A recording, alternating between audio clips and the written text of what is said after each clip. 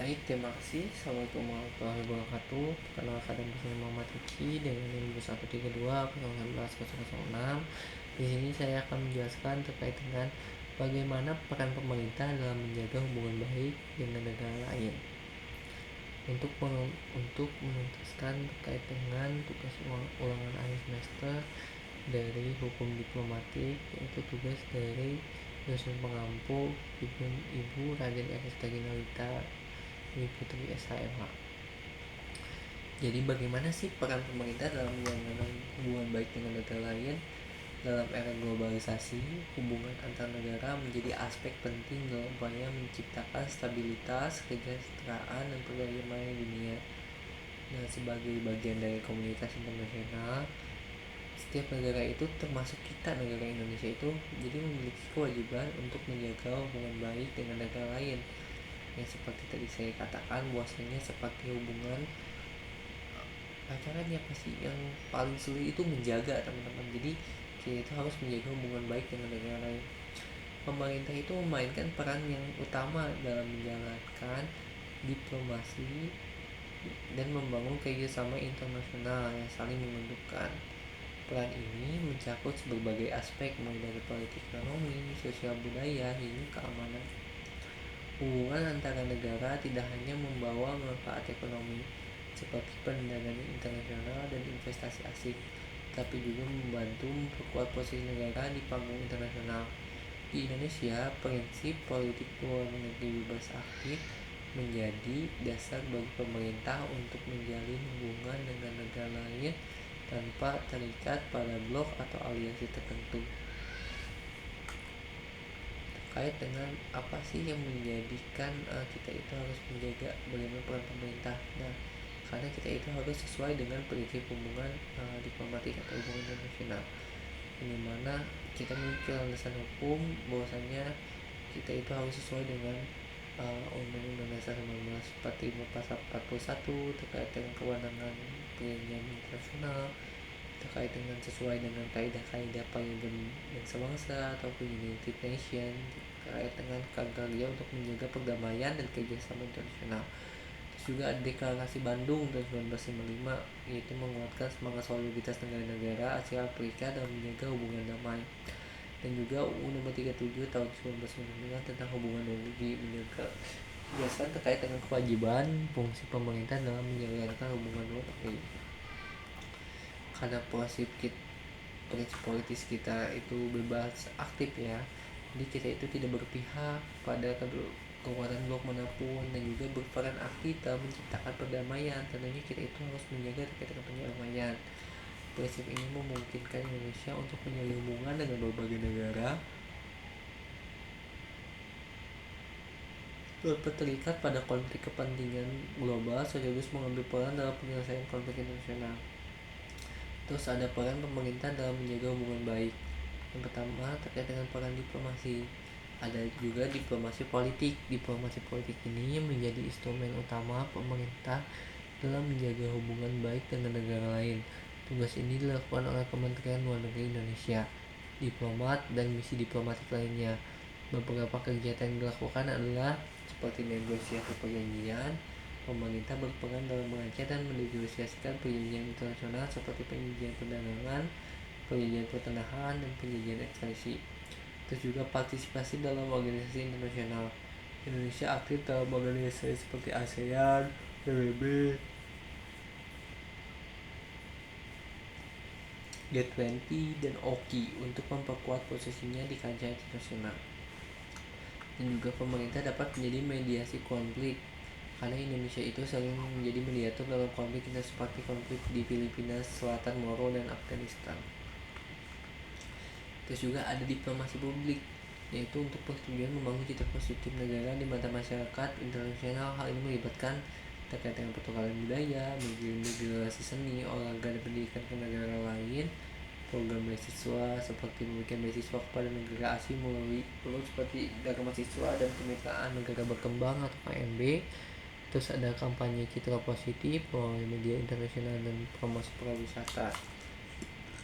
Terus juga ada diplomasi ekonomi. Pemerintah memanfaatkan diplomasi ekonomi untuk mendorong perdagangan internasional investasi, dan kerjasama ekonomi lainnya.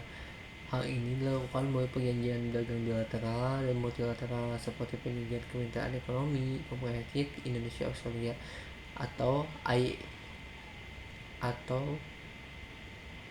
IACIPA atau IACPA. Terus juga ada promosi investasi, berkegiatan seperti Business Forum dan Trade Expo. Terus juga ada peningkatan ekspor yang membuka pasar baru untuk produk Indonesia dan luar negeri. Terus juga dalam peran dan keamanan dan perdamaian internasional, itu berkontribusi pada pasukan perdamaian PBB. Indonesia berperan aktif dalam mengirim pasukan penjaga perdamaian melalui misi PBB seperti UNIFIL di Lebanon dan MINUSCA di Republik Afrika Tengah. Terus juga ada kerjasama keamanan regional. ASEAN, Indonesia ikut menjaga stabilitas kawasan yang mendukung kehidupan ASEAN Regional Forum atau ARF dan Treaty of Amity and Cooperation atau TAC. Terus juga ada penanganan kejahatan transnasional. Pemerintah bekerja sama dengan negara lain untuk menangani masalah-masalah kejahatan lintas negara seperti perdagangan manusia, narkoba, terorisme, dan kriminal cyber melalui mekanisme bilateral dan multilateral. Dan program sosial budaya seperti pertukaran pelajar, penyelenggaraan festival budaya, dan promosi bahasa. Terus juga ada peran dalam isu global. Pemerintah yang aktif dalam menangani isu-isu global, perubahan iklim, hak asasi manusia, kesehatan global. Contoh perannya meliputi Paris Agreement 2015, Komitmen Indonesia untuk mengurangi emisi karbon. Terus ada COVAX inisiatif partisipasi dalam distribusi vaksin COVID-19 secara global. Terus juga ada kepemimpinan G20 ataupun 2022 terkait dengan mendorong pemulihan ekonomi global. Terus juga ada strategi pemerintah terkait dengan pertama dinamika politik global. Seperti kita juga harus melihat ketegangan geopolitik antara negara-negara besar seperti Amerika Serikat, China, dan Rusia mempengaruhi stabilitas internasional. Terus juga ada isu kedaulatan. Masalah kedaulatan seperti sengketa laut Cina menjadi tantangan dalam menjalin hubungan dengan negara-negara tersebut atau negara-negara terkait. Yang kedua, resistensi sosial domestik, keputusan pemerintah dalam hubungan luar negeri seringkali mendapat kritik atau penolakan dari masyarakat domestik, terutama terkait dengan hubungan negara tertentu. Di pemerintah itu perlu yang namanya itu penguatan diplomasi digital, memanfaatkan teknologi untuk mencapai masyarakat yang secara lebih luas.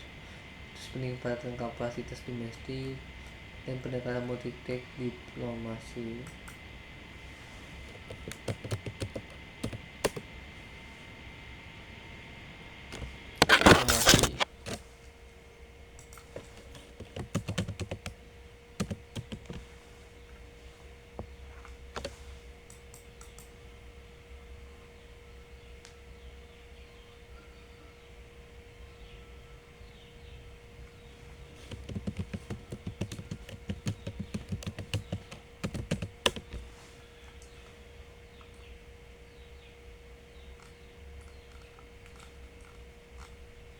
Dan juga itu menjadikan peran pemerintah itu sangat vital dan signifikan teman-teman untuk menunjang terkait dengan keberlangsungan hubungan diplomatik dengan cara-cara itu seperti menyediakan fasilitator, menjadi mediator, itu juga menjaga hubungan baik terkait dengan juriditas keamanan diplomat, memberikan kenyamanan, keamanan, itu merupakan hal-hal penting. Peran pemerintah dalam menjaga hubungan baik dengan negara lain sangat penting untuk menciptakan stabilitas, meningkatkan kesejahteraan, dan memperkuat posisi negara di panggung internasional dengan mengutamakan diplomasi, kerjasama ekonomi, sosial, budaya, keamanan. Hal itu pun menjadi hal-hal yang penting yang saya sampaikan itu, bahwasanya pemerintah itu harus mencakupi hal-hal tersebut karena itu hal-hal yang harus terpenuhi. Terus juga pemerintah dapat menghadapi tantangan global dan memanfaatkan peluang untuk kepentingan nasional. Prinsip politik yang bebas aktif menjadi panduan utama Indonesia dalam membangun hubungan yang saling menguntungkan dengan negara lain. Hubungan internasional bukan hanya tugas pemerintah, tapi juga melakukan hubungan masyarakat dan kolaborasi lintas sektor. Dengan sinergi yang kuat, Indonesia terus berkontribusi dalam kesejahteraan dan kedamaian dunia. Terus juga diplomasi ini terkait dengan negosiasi perjanjian, terkait dengan membuat perjanjian, terus juga ada partisipasi dalam organisasi internasional, terus juga ada mediasi konflik. Juga diplomasinya itu bisa bersifat publik seperti pertukaran budaya, program beasiswa, kampanye cita positif, dan lain sebagainya yang bisa mendukung terkait dengan hubungan diplomatik tersebut. Hal itu menjadikan hal-hal yang sangat-sangat penting untuk hubungan diplomatik. Tentunya kita melihat bahwasanya hal itu hal-hal yang sangat-sangat signifikan, ini mana para pemerintah itu dalam menjaga hubungan baik dengan negara lain sangat penting untuk menciptakan stabilitas, meningkatkan kesejahteraan, dan memperkuat posisi negara di panggung internasional dengan mengutamakan diplomasi, kerjasama ekonomi, sosial budaya, dan keamanan. Pemerintah juga dapat menghadapi tantangan global dan memanfaatkan peluang untuk kepentingan nasional. Prinsip politik luar negeri bebas aktif menjadi panduan utama Indonesia dalam membangun hubungan yang saling menguntungkan dengan negara lain. Hubungan internasional bukan hanya tugas pemerintah, tapi juga melakukan dukungan masyarakat dan kolaborasi lintas sektor. Dengan sinergi yang kuat, Indonesia dapat terus berkontribusi pada perdamaian dan kesejahteraan dunia. Dan juga hal-hal tersebut menjadikan peran pemerintah dalam menjaga hubungan baik dengan negara lain sangat penting untuk menciptakan suatu stabilitas negara, meningkatkan kesejahteraan, dan memperkuat posisi negara di panggung internasional. Dengan mengutamakan diplomasi, kerjasama ekonomi, sosial budaya, dan keamanan, pemerintah dapat menghadapi tantangan global dan memanfaatkan peluang untuk kepentingan nasional. Prinsip politik luar negeri bebas aktif menjadi panduan utama Indonesia dalam membangun hubungan yang saling menguntungkan dengan negara lain. Hubungan internasional bukan hanya pemerintah, tapi juga memerlukan dukungan masyarakat dan kolaborasi lintas sektor dengan energi yang kuat. Indonesia dapat terus berkembang pada perdamaian dan kesejahteraan dunia.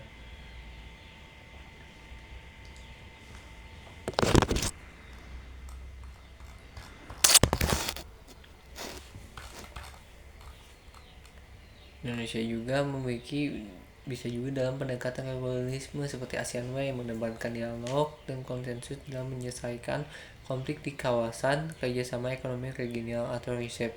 Indonesia turut serta dalam perjanjian perdagangan di RCEP untuk meningkatkan daya saing ekonomi kawasan. Yang pertama, terkait dengan pembedaan kepentingan antar negara. Terkadang perbedaan kepentingan nasional dapat menjadi penghalang dalam hubungan bertengkar. Pemerintah harus cermat menanggapi isu-isu sensitif seperti kedaulatan wilayah, kebijakan proteksionis, dan konflik perbatasan. Tekanan geopolitik, ketegangan antara negara Rusia seperti Amerika Serikat, China, dan Rusia dapat mempengaruhi hubungan diplomatik Indonesia. Pemerintah harus mengambil posisi yang netral namun strategis untuk melindungi kepentingan nasional tersebut. Hal itu menjadikan hal-hal yang sangat kita patut berhargai. Juga pemerintah memiliki peran strategis dan multidimensi dalam menjaga hubungan baik dengan negara lain dengan pendekatan inklusif, diplomasi yang proaktif, dan kerjasama lintas sektor. Pemerintah dapat memperkuat posisi internasional di panggung internasional, menciptakan stabilitas, serta membawa manfaatnya bagi Indonesia. Hubungan internasional yang harmonis adalah kunci bagi pembangunan nasional dan kesejahteraan global. Hal itu yang harus menjadi tolak ukur teman-teman untuk mempertahankan terkait dengan pemerintah ini mempertahankan hubungan diplomatik itu seperti apa. Nah, hal-hal itu harus kita pahami teman-teman. Mungkin itu saja yang saya dapat sampaikan pada kesempatan hari ini. Terima kasih banyak. Mohon maaf bila ada kesalahan kata. Untuk tempatnya sangat-sangat nyaman, alhamdulillah, dan juga kita bisa menyelesaikan dengan topik pembahasan ini. Dan juga semoga untuk kedepannya pemerintah dapat berperan aktif untuk menjaga terkait dengan hal tersebut. Baik, mungkin sekian dari saya. Wabillahi taufiq wal hidayah. Wassalamualaikum warahmatullahi wabarakatuh.